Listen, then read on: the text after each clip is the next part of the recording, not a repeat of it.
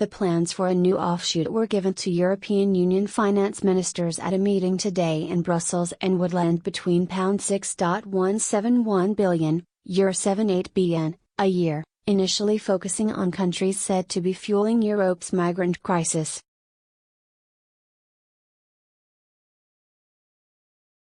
The aim is to bring more of the EU's international development spending into a streamlined unit that would also work closely with the EU's various national development banks.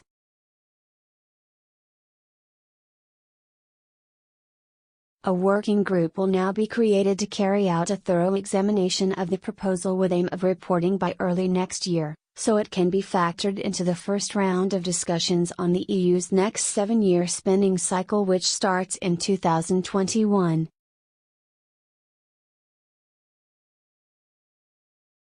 One source, who requested anonymity, told Reuters, nearly 2/3 of EU member states spoke in the meeting and in principle the reaction was positive, i.e. let's go on with the discussion.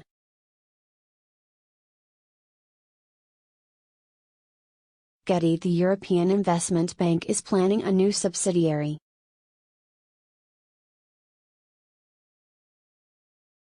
It is at the very early stage, so they asked for more information. But the idea is that it will be a way to bundle Europe's external development policy to make it more efficient than it is today.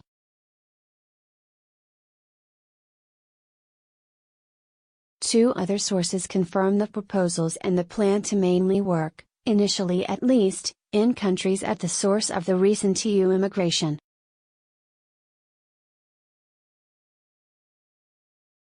The aim is said to be to build better infrastructure with the purpose of creating jobs and so ensuring people remain in their countries. A second EU source said, consensus in EU countries is that one of the most effective ways to tackle the migration issues is to deal with it at the point of origin.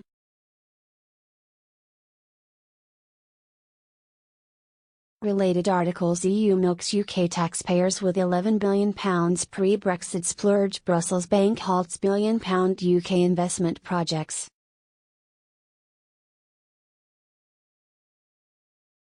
It could be a way for the UK to continue engaging in development projects together with the EIB after Brexit, an EU source speaking to Reuters.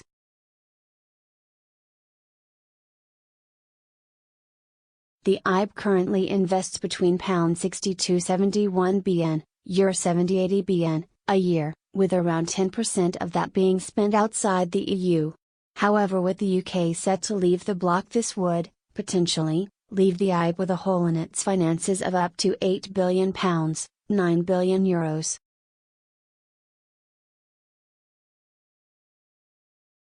The complex web of long-term projects means Britain might have to wait decades to get all its EIB money back. One source told the news agency, it could be a way for the UK to continue engaging in development projects together with the EIB after Brexit.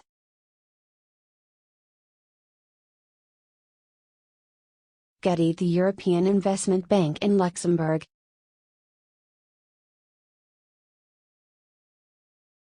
Chancellor Philip Hammond was in Brussels for the ECOFIN meeting where the proposals were laid out. In a speech in June, he said it may be mutually beneficial to maintain a post-Brexit relationship between the UK and the EIB.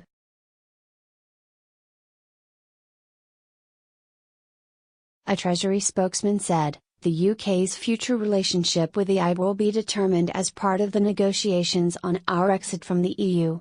Though most countries were generally positive on the plan, one source said there were some concerns it could dilute the influence EU member states and the European Commission have in international development spending.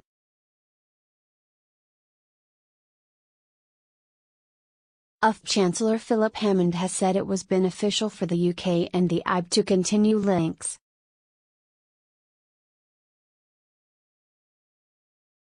Another potential issue is that it could lead to a turf war with the smaller, London-based, European Bank for Reconstruction and Development, which the EU states and the EIB itself are also shareholders in.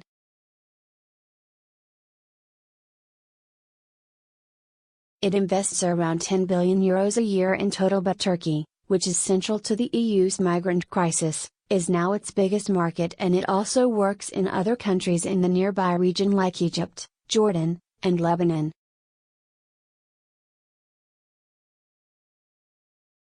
The first EU source said, "Clearly we should avoid overlaps. It, new IB subsidiary, should really lead to more efficiency and more synergies. What the IB is also hoping for is that the EU's bigger national development banks will also be involved in the new arrangement."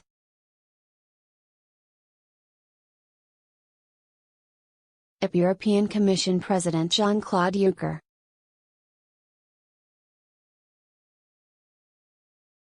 The source added, "No amount of public money is going to be enough to help meet the Sustainable Development Goals.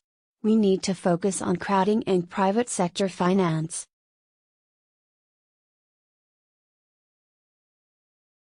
It comes after the EU Vice President Alexander Stubb warned Britain would be closely connected to the bank despite losing membership once Brexit was complete.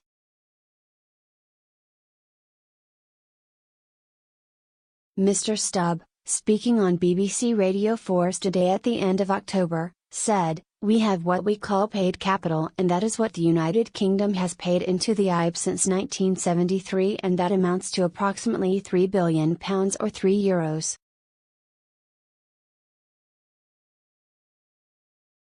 £5 billion then to raise something called uncalled capital, which is a guarantee that if things go sour the UK will pay, and that figure is €35 billion. I think everyone on both sides of the negotiating table agrees that we have to pay back the €3.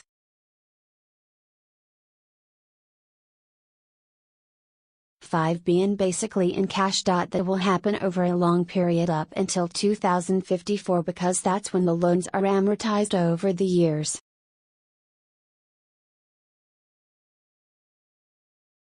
Related articles: Eurobank blocks loans to Glencore. Theresa May to tell EU give us our money back. EU bank clings to £35 billion of UK cash in bid to prop up credit rating.